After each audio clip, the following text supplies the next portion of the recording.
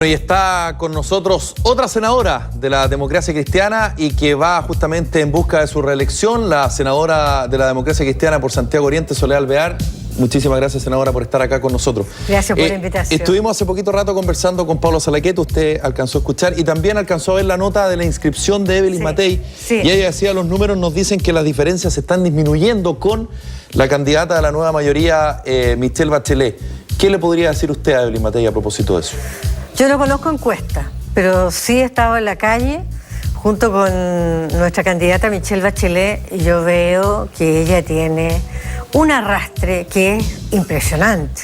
Al mismo tiempo yo estoy recorriendo las 21 comunas de mi circunscripción y veo espontáneamente un apoyo que es impresionante, que es de estudio sociológico. Esto de entrar a una casa y ver una foto de la presidenta Bachelet con a veces flores, con a veces una vela, es realmente una adhesión impresionante que no veo que haya cambiado, más bien es al revés, una vez que Evelyn Matei ha salido como precandidata presidencial. Sí, a propósito de lo mismo, según no he podido reportear, al interior del comando de Michelle Bachelet había una sensación y también los números acompañaban más o menos en el sentido que en el escenario con Pablo Longueira existía la posibilidad de ganar en primera vuelta. Sin embargo, con la salida de Pablo Longueira por su problema de depresión y la entrada de Evelyn Matei al ruedo político, si se quiere, optimismo o confianza habría decaído. ¿Es tan cierto eso? No. ¿En el sentido de ganar en primera vuelta? Yo no siento aquello. Yo creo, para ser honesta, que con tanto candidato, sacando aún pocos nichos de votación cada uno de ellos, es una tarea difícil ganar en primera vuelta, pero no la veo imposible de ninguna manera. Tenemos que trabajar con fuerza para que la gente se levante y vaya a votar, porque toda esa adhesión que uno nota en la ciudadanía, bueno, lo importante es que se exprese el día de la votación y como tenemos voto voluntario, bueno, lo interesante es que esa adhesión, bueno, vaya a votar el día 17 de noviembre por la importancia que tiene esta elección presidencial y parlamentaria, porque al mismo tiempo necesitamos darle a la presidenta Michelle Bachelet un parlamento que la acompañe para realizar los cambios que el país necesita. Senadora, con el 8,9% que obtiene Claudio Rego, candidato de la Democracia Cristiana en las primarias de la Concertación, bueno, el fin de semana antepasado la Junta Nacional de la Democracia Cristiana proclama a Michelle Bachelet como su candidata, pero hay un giro en tema valórico. Por ejemplo, con Claudio Rego era una la postura de la Democracia Cristiana, por ejemplo, a propósito del tema del matrimonio homosexual. Él se mostraba un católico, lo dijo, en fin, generó toda una polémica aquello, pero ahora, cuando se proclama a Michelle Bachelet, la Democracia Cristiana se ve un poquito más progresista, si se quiere, y se abre incluso también a la discusión del matrimonio homosexual. ¿Esta Democracia Cristiana es exactamente lo que piensa siempre o cambia una vez que Michelle Bachelet finalmente es la ganadora en la primaria y no le queda otra finalmente que cuadrarse con las ideas más progresistas, si se quiere, de su programa? Mire, la Democracia Cristiana es la misma de siempre, tiene un acervo ideológico y de principio que está siempre detrás. Ahora, es importante distinguir siempre que la doctrina, en este esquema de Beckerman, doctrina e ideología política, que la doctrina son los principios y los valores que inspiran a la democracia cristiana. La ideología es la puesta en acción en cada momento histórico determinado de aquellos principios y valores de acuerdo a la realidad que el país vive. Y la política es la acción concreta para que ello se haga realidad.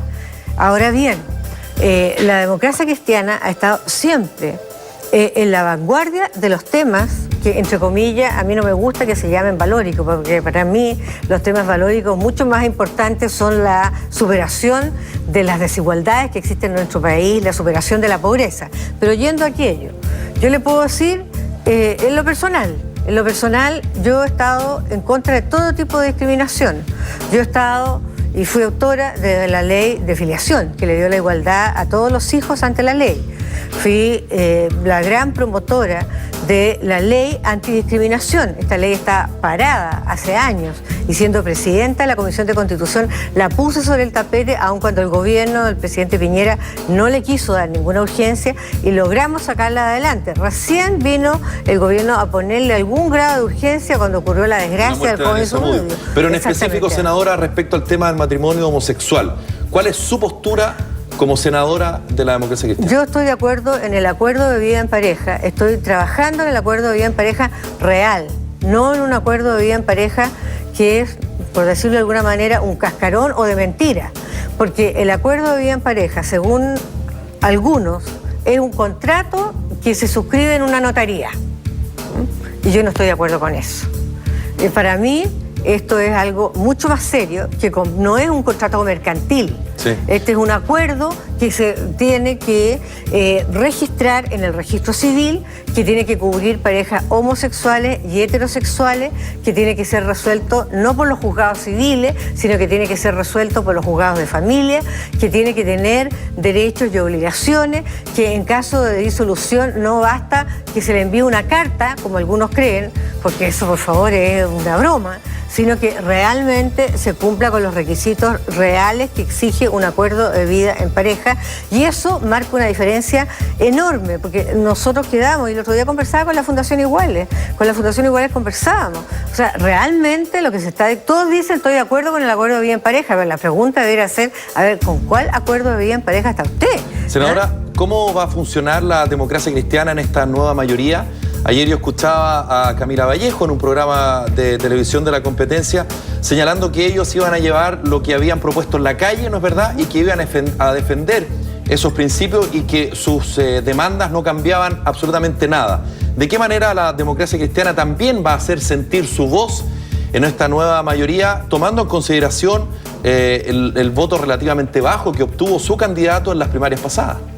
Mire, yo diría que la Democracia Cristiana es un partido que representa el 15% de la votación, que fue lo que obtuvimos nosotros en las elecciones municipales recién de octubre del año pasado.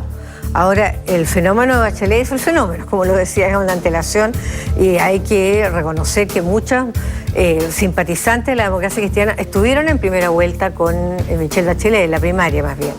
Entonces, nosotros representamos a un mundo que es más que lo que obtuvimos en las primarias. Ahora bien, nosotros creemos realmente que se requiere una reforma constitucional, como lo ha señalado, y una nueva constitución nuestra candidata presidencial. Creemos que sí hay que hacerlo por las vías institucionales, y eso lo ha reafirmado la presidenta Bachelet. Creemos que es necesaria una reforma educacional profunda, que la educación pública, en los términos que está en la actualidad, no garantiza la calidad necesaria y la equidad para que todos los jóvenes tengan realmente igualdad de oportunidades. Creemos que es muy necesario para eso allegar los recursos necesarios en nuestro país, y eso se logra con una reforma realmente importante tributaria, para poder cumplir con los requerimientos que el país necesita. Yo creo profundamente que es necesario una reforma del sistema de pensiones, porque de verdad, cuando uno conversa, nos quedamos cortos, ¿no es cierto?, con lo que significan las necesidades de los adultos mayores, y cuando necesitamos una reforma integral de lo que son las ciudades. Mire, yo he estado trabajando en Bajos de Mena, este gueto de la pobreza en Puente Alto. He ido a trabajar junto con los pobladores, los dirigentes de la Junta de Vecinos, con Iván Poduje, que ha sido maravilloso, me ha prestado toda la colaboración para poder trabajar con ellos. O sea, son personas que viven en un gueto, 122.000 personas. ¿Sabe que los Bajos de Mena no han tenido hasta el momento ni siquiera locales de votación? El equivalente de esa población es la provincia de Curicó. ¿Se puede imaginar la provincia de Curicó sin locales de votación? ¿Cómo se armaría el escándalo? Sí. Logré con el servicio electoral que sí en las elecciones de noviembre exista mesas de votación en Bajos de Mena, porque ¿cómo podemos tener un gueto de población a 22 kilómetros de la Plaza Italia sin locales de votación?